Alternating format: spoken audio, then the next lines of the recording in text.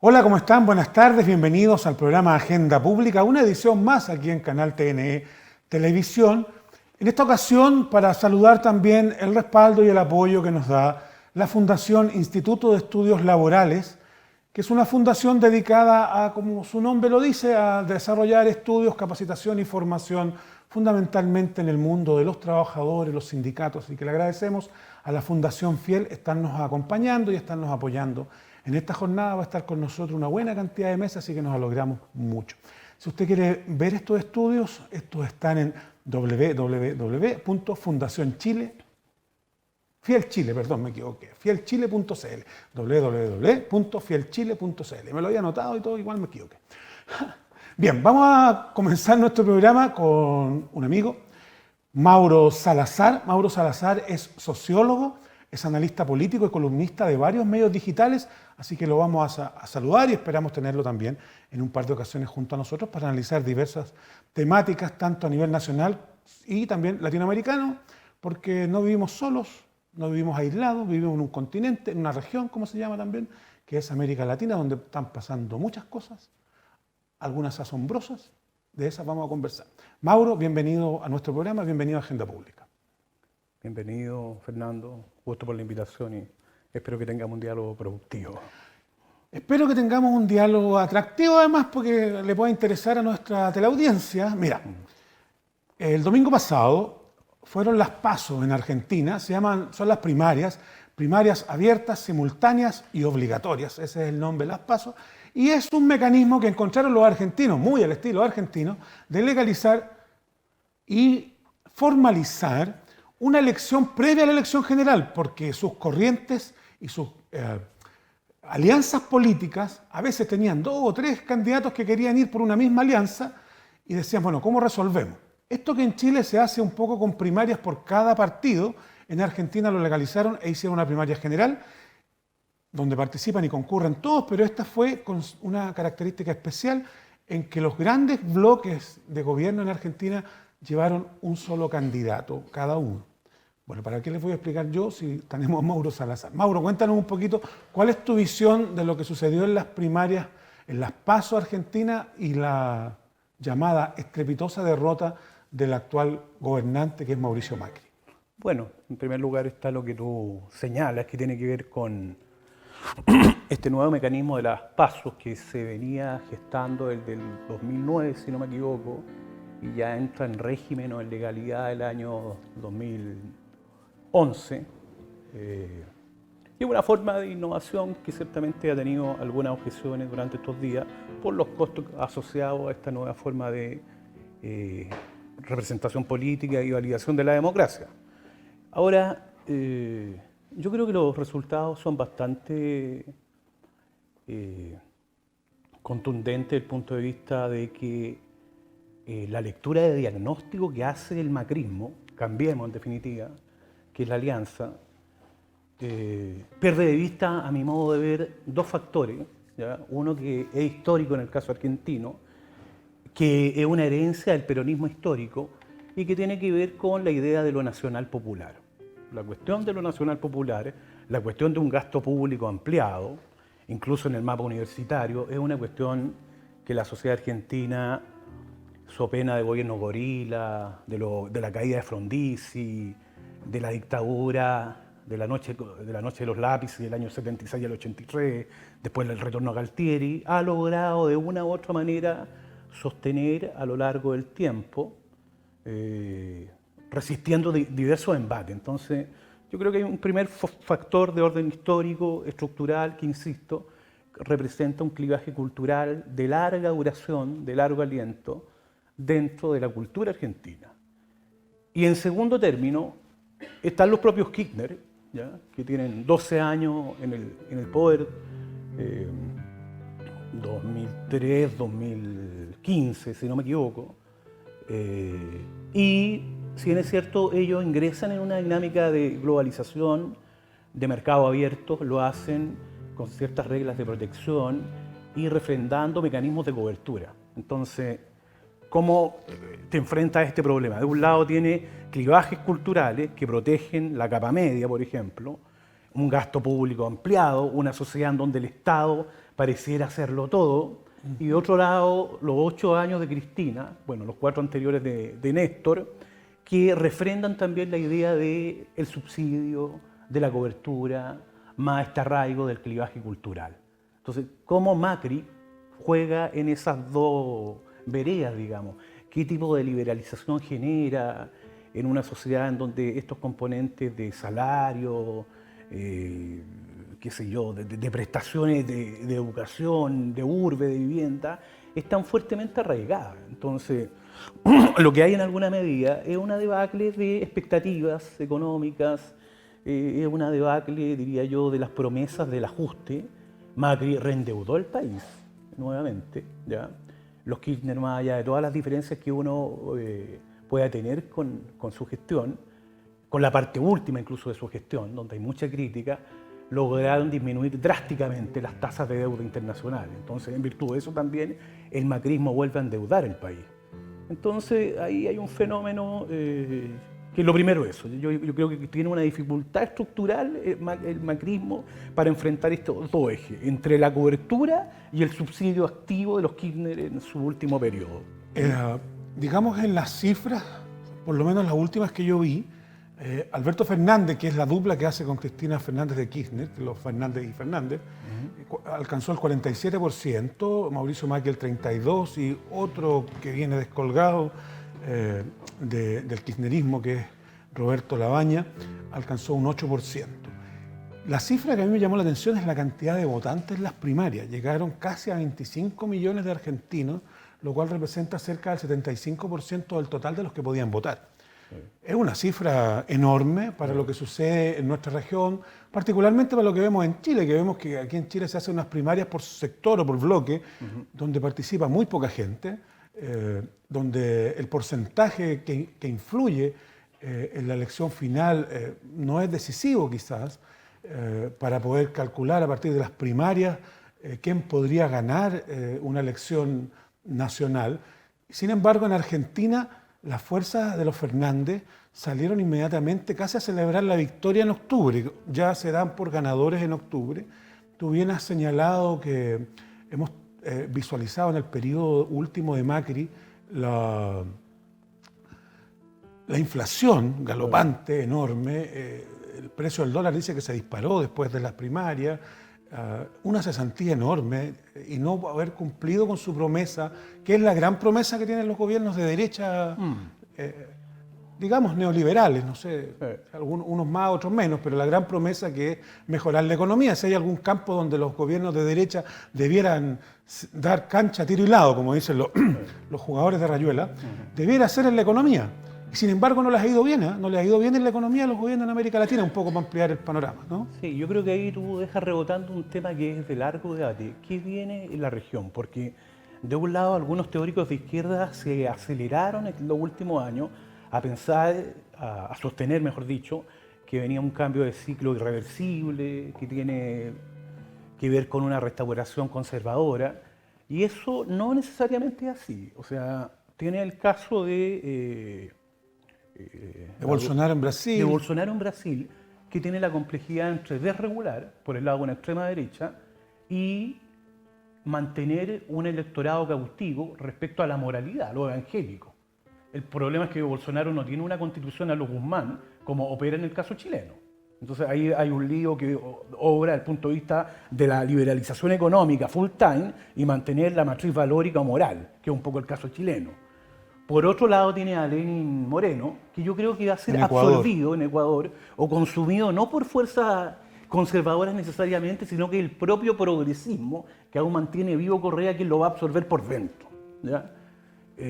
Fue demasiado drástico. Tú vas haciendo algunas preguntas sí, cortitas. ¿Tú crees que fue demasiado drástico la oposición que le hizo Lenín Moreno y la persecución incluso al Michi Correa, al expresidente? Porque eran del mismo bando, de hecho, algunos dicen que fue Correa el que lo deja a él como delfín y a la vuelta de pocos meses se le da una voltereta y lo empieza a perseguir hasta el punto de tenerlo casi a las puertas de la prisión. Pero si hay audio y video al respecto en donde Correa, estando todavía en Ecuador y apoyando a Lenín Moreno, lo declara como el presidente del siglo XX, como, no lo dice así, pero va para allá en muchos de sus textos, como un activo moral de la República, y cuando Correa deja de ser un agente útil al proyecto y a la propia coalición, digamos, de la cual él fue, digamos, un subordinado, entre comillas, políticamente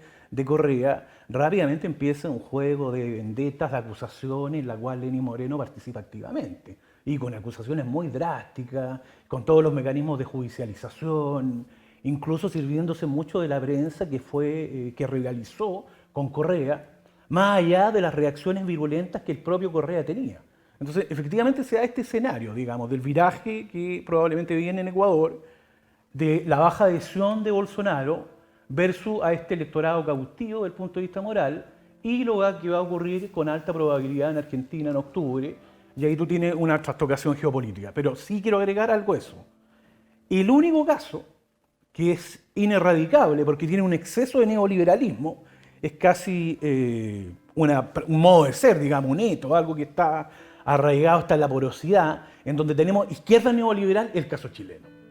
O sea, si tú proyectaras, y esto no lo digo con el ánimo de agotar las expectativas, los proyectos, los horizontes de sentido, en Chile se instauró un progresismo neoliberal de alta intensidad que difícilmente tú lo vas a revertir en los próximos 2 años, siendo un antecedente a los ojos de la izquierda interesante lo que está ocurriendo en la Argentina, ¿ya? Pero los efectos de contaminación entre el tipo de socialdemocracia que va a cincelar Fernández con la Cristina, ¿ya?, a partir de octubre, no necesariamente están en línea, ¿ya?, ni van a tener efectos de bloque al caso chileno.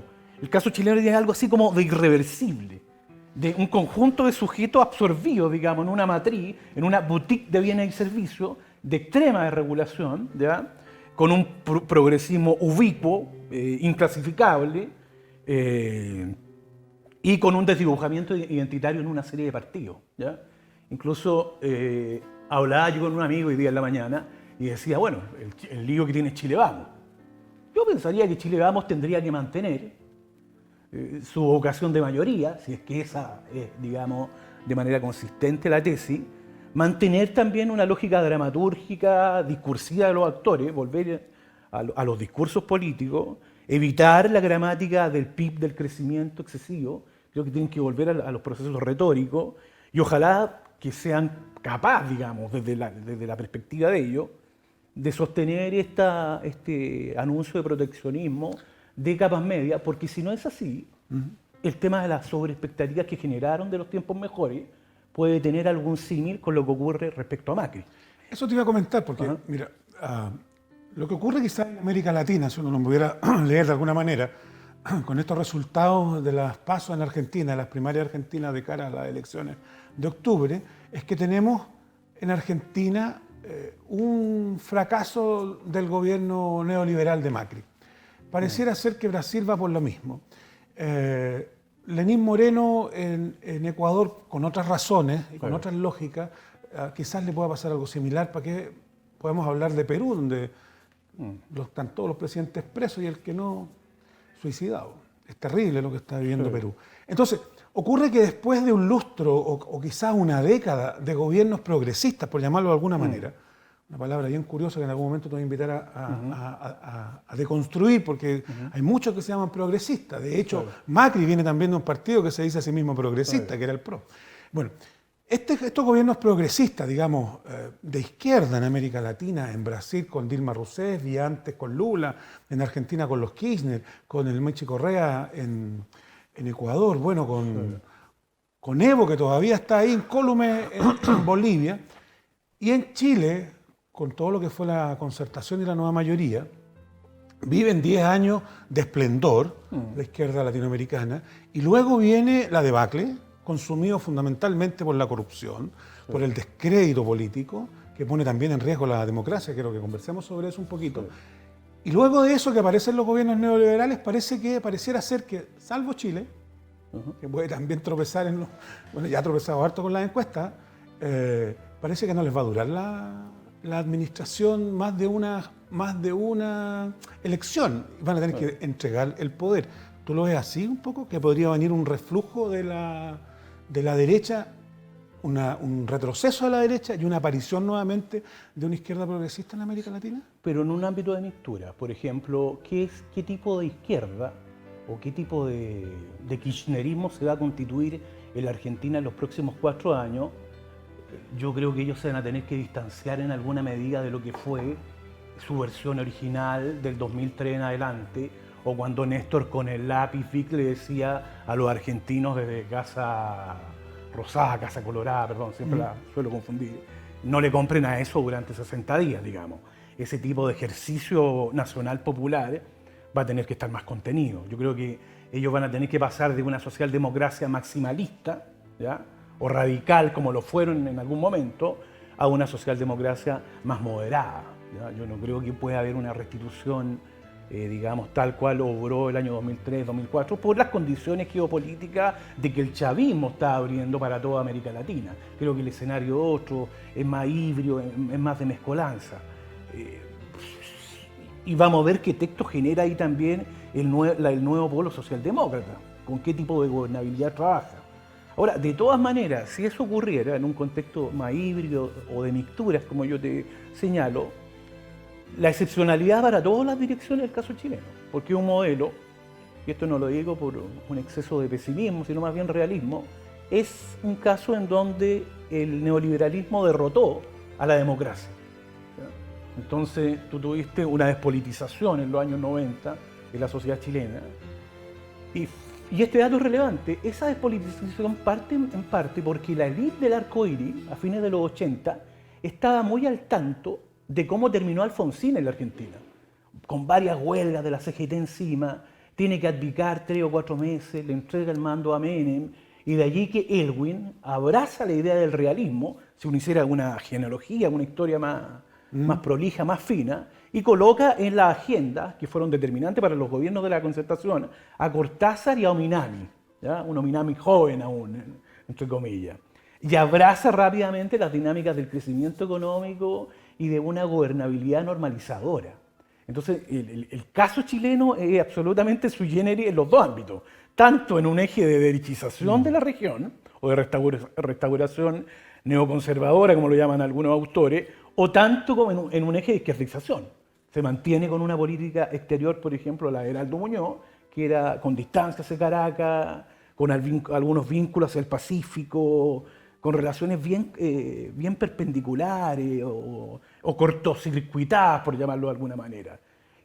Eso a mí es lo que me llama la atención, digamos, el carácter algo inmodificable que tiene la vía chilena, digamos, de modernización, de neoliberalismo de alta intensidad, ¿ya?, que ahora se podría llamar la vía chilena al neoliberalismo. La vía chilena al neoliberalismo. En oposición, obviamente, a la vía chilena al socialismo que predicó Allende, claro, hasta el golpe. Y en ese sentido, respecto al caso argentino, lo nacional popular en lo argentino, en términos de penetración, es equivalente al peso que tiene la desregulación en el modelo chileno, ¿ya?, de regulación leída desde el parque automotriz, desde estructuras de consumo, desde el punto de vista de hacer del consumo también una experiencia cultural, vale decir, los niveles de penetración han sido muy agresivos, so pena de otros factores que tal vez podrían reestructurar lo que ocurre con el neoliberalismo en la sociedad chilena. Uno de los temas que me preocupa, y te había dicho que lo íbamos a conversar y que no quería dejar pasar la oportunidad que estabas aquí para que le diéramos una vuelta, es el destino de la democracia en América Latina, particularmente la democracia en Chile, que en los últimos años se ha visto golpeada, perforada por la contaminación de la corrupción, de tal vez la falta de justicia, la falta de penalidad sobre aquellos que han cometido infracciones graves de recepción de recursos durante muchos años, de empresas, de la perforación que hacen las propias grandes empresas de los partidos políticos y de algunos líderes políticos, de algunos varios, de algunos muchos, algunos dicen que de casi todos. Cuesta encontrar a alguien que no haya recibido recursos de alguna empresa y que al final las grandes empresas terminan controlando la democracia. Y esta figura y esta ficción de que iba a haber una soberanía popular, que iba a poder votar por unos representantes, empieza a hacer agua por todas partes. Y después de esa democracia no sabemos muy bien qué pueda venir. que puede venir después de esta democracia corrompida, trastabillando en la representación. ¿Cómo ves tú a esta democracia que vivimos hoy día, no solo en Chile, sino también en América Latina? Yo creo que en el origen de esa tragedia, lo que uno no podría perder de vista es la dinámica que tienen los gobiernos de la transición. O sea, yo creo que la transición ahí instaló una lógica de administración, de normalización, de contener a los sujetos rebeldes, por llamarlo de alguna manera, o a la subjetividad indócil, etc. Ahí hay una primera dimensión de fractura radical entre lo social y lo político, ¿ya? O una despolitización de lo social, ¿ya? Es más, hay algunos autores que plantean actualmente que estaríamos en Chile en presencia de un orden postsocial. ¿Qué significa eso? ¿Ya? Sería una pregunta...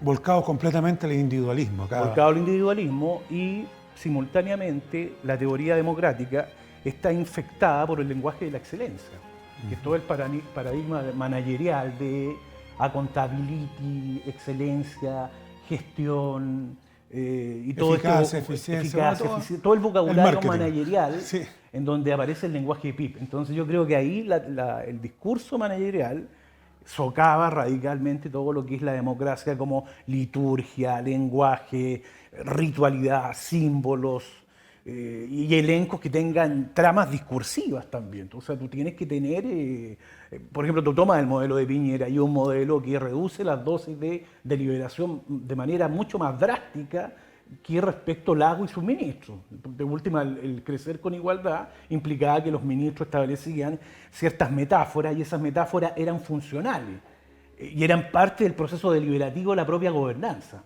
En cambio ahora hay ausencia de lenguajes, de discurso, es como que la lengua política estuviera corrompida y entramos en el campo de los indicadores. Lo que en algún momento se llamó los relatos o los metarrelatos políticos globales de para dónde va la derecha, para dónde va la izquierda. Habría que ver ahí, incluso con algún economista político, ¿ya?, de raigambre crítica, qué ocurre entre esta fase de acumulación del capital respecto a la de los 90.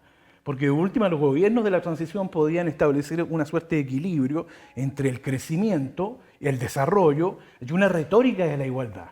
En cambio, en la actualidad como que todo está entregado a mecanismos de automatización, de autoservicio, ya estos lenguajes manageriales, en donde pareciera que el mercado se comporta como un autómata o todo está librado a la lógica del Producto Interno Bruto y de la empleabilidad como un per se, ¿eh?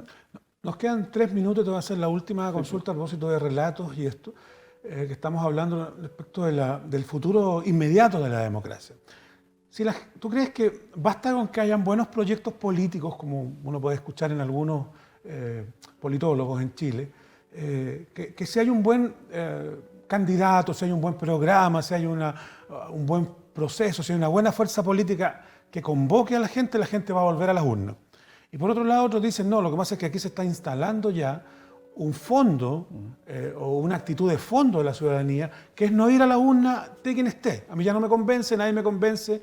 Incluso los nuevos actores terminan rápidamente en las mismas prácticas de lo que ellos cuestionaban o que criticaban. No voy a decir el nombre de nadie, pero nos faltan los que se van a pegar una vuelta para Europa, a pasarlo bien, mientras la gente aquí está sufriendo. Entonces, luego de eso, luego del abandono de la ida para la casa, algunos dicen, mira, ¿sabes qué? Aquí corre la tentación de abrazar un discurso neonacionalista, hiperindividualizado, como decías tú en un momento, sí, y que puede abrir las puertas a una dictadura, a un discurso xenófobo, a un discurso de ultraderecha, fascista, sí, que en la última elección vimos que hubo un crecimiento y pareciera ser que sigue. ¿Tú qué opinión? ¿Cómo ves el futuro inmediato, así los 5 años? A partir de lo último. Yo creo que ahí lo más interesante que está ocurriendo, a mi modo de ver, es la disputa que está al interior de la derecha. Y lo que Kass está viendo y prefigura como un primer enemigo, más que el campo de la izquierda, es esta suerte de derecha liberalizante, entre comillas promiscua, que fue a los pactos de gobernabilidad con la transición, que permitió los procesos de masificación en el campo de la educación superior y que ese proceso de masificación incluso pudo haber tenido hasta una dimensión populista. Que abrazó la agenda valórica. Que abrazó la agenda valórica, que abrazó una metodología de la privatización que era transversal desde el Partido Socialista hasta la UDI, ¿ya? Entonces ahí creo que efectivamente Kast podría de un padrón del 30 ir por algo así como un 15%, que es el equivalente a 1 millón de votos. Eso es bastante plausible, o sea, en la medida en que Kast logre interpelar a ese chileno medio, ese ciudadano de a pie, molesto, que tiene estados coléricos respecto a esta modernización, que no le gusta porque por último ha tenido líos de acceso, de crédito, de timing, o no le gusta esta modernización porque lisa y llanamente le cuesta demasiado llegar al día 30, esa chilenidad de una u otra manera es capturada también por Kast. O sea, acá no hay que leerlo solamente en un encasillamiento, como decirlo, caricaturesco vinculado al pinochetismo. Sí, es eso, pero también es un chileno despolitizado, de segmento medio, o un chileno que está en estado de rabieta respecto a los tiempos de esta modernización. Por lo tanto, ese es un fenómeno que hay que seguirle la huella, la pista. Bien, vamos a agradecer al sociólogo y analista político Mauro Salazar por habernos acompañado hoy día. Muchas gracias. Me pareció muy bueno tu ejemplo, eso que nos cuesta llegar al día 30 y más todavía cuando el mes tiene 31. Ahí sí que cuesta, el último día. Alguna gente decía que vivimos 5 días del mes como si fuéramos ricos, eso suele pasar en Chile, y el resto de los 25 o 26 días a patás con la chauchera. ¿Ah? Bueno, no se vaya, vamos a una pequeña pausa y vamos a regresar para hablar de otro tema interesante que se va a poner muy instalado en la agenda política chilena, que es la COP25, que es esta conferencia mundial donde participan todos los estados nacionales asociados a Naciones Unidas para hablar sobre cambio climático y sobre eso vamos a estar conversando también. Así que no se vaya, ya regresamos siempre con el apoyo de la Fundación Fiel, www.fielchile.cl. Vamos y regresamos.